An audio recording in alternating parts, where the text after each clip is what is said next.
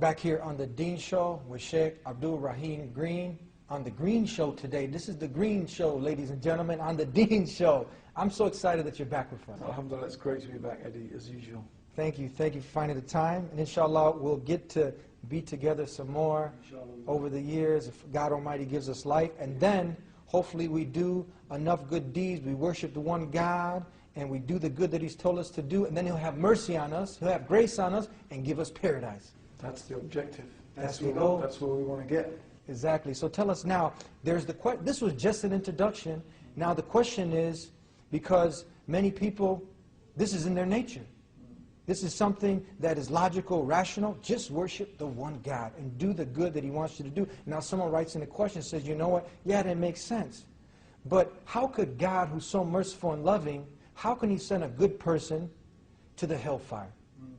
And I think that somebody even asked you this question or many times before. Yeah. And how do you answer this? So we can clear out some of the confusion, and then we can clear the path for them to totally submit to the one God. Talk to us. Well, I think, first of all, we have to have a working definition of good. And this is a really big and very profound topic. Because if you merely define good as whatever is acceptable in your society, then you could argue that, well, in Nazi Germany, the good people in Nazi Germany were the ones who killed the most Jews. Is that a working definition of good? I think most people today would agree that there are some things that are absolutely evil. And they always will be, and they always have been evil. And, genocide, wiping out populations of human beings is something we pretty much agree upon is evil. But, imagine conceptually that the whole world was taken over by Nazis and we'd all been converted by Nazi propaganda to believe that we should all kill Jews, and we all think that the guy who kills the most Jews is a good guy. This is evil, obviously. Well, but this is the point, you see. When a person says, how can good people go to hell? My first question is, who defines what's good? Do you define what's good? Does society define what's good? From our position, we would say that the only one who has the right to define what is good is God. In fact, the very essence of what makes something good or evil is the fact that this notion of good and evil itself is anchored in a transcendental concept, something meaning it's something beyond ourselves, right?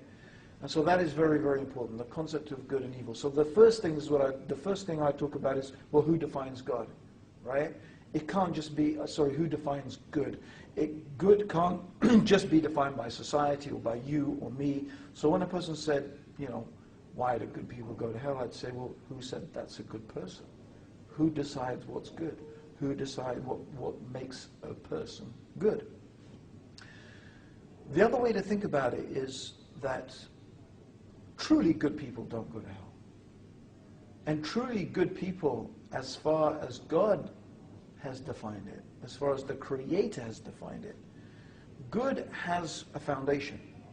And that foundation starts with that person's relationship and recognition and obedience and submission to God.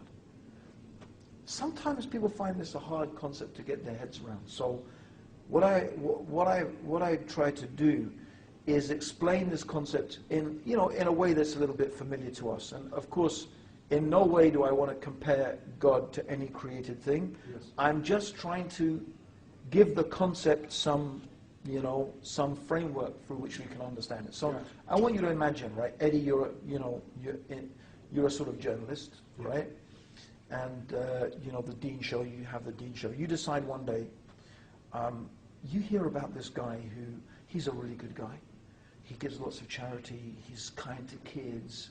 He's good looking like me, and like you, and all that, I don't know, whatever, right? Whatever you think, this guy is a great guy. Yeah. But this guy keeps on saying bad things about his parents. Don't talk about my parents. My parent, he just says bad things. So you being a journalist, you say, I want to find out, who are these parents? They must be awful people, yeah. Right? So you track them down and you interview them. and you find out that they're the sweetest, nicest, kindest people. They gave everything to their son. Everything. Everything to educate him. They lived in poverty so that he could, whatever you think, but they gave everything. They never did anything bad to him, right?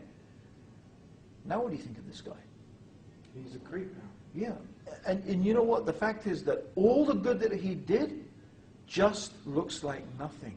It's starting to go out the window. Yeah, because you say, I can't ever think of a person who would treat his parents like that as being good. It doesn't matter what he does for the whole of humanity. But if he can't treat his parents properly, how can we look at him as good? Because there are some things that are so bad, it outweighs all the good that you do.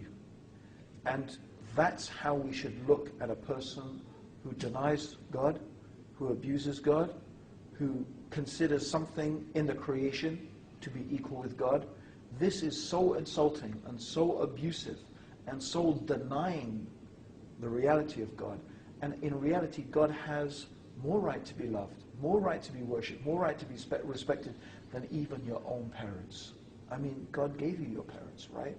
So this really emphasizes the point that you can do something that is so bad that it outweighs all the good you can do. And that is what shirk, or making partners, or making equals, denying God, denying God's prophets, denying his religion, turning away from God.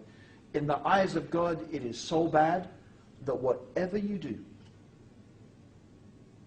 outweighs the evil of making partners with God, of denying God, outweighs whatever good you can do, right? And so this is the context in which we have to understand this issue when people say, oh, how can a good person go to hell? Well, we'd say, number one, a truly good person would never go to hell. But yes, a person may seem to do nice things and good things and help other human beings and maybe be so charitable and this and that.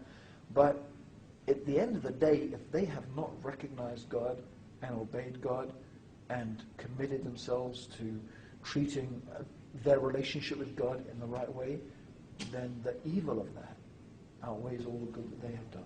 And by doing God's will, by doing what the Creator wants you to do, he tells you to be the most merciful to your parents. See, he tells you to be good to everyone. Absolutely. See, here's the point, that in Islam, you give your rights to God. You see, we all talk about rights, human rights, animals' rights, probably even the trees' rights, right? Okay, and that's good. It's good that everything has rights and we should treat everything. But how about the right of God? How about the duty and the right and the obligation that we owe to our Creator?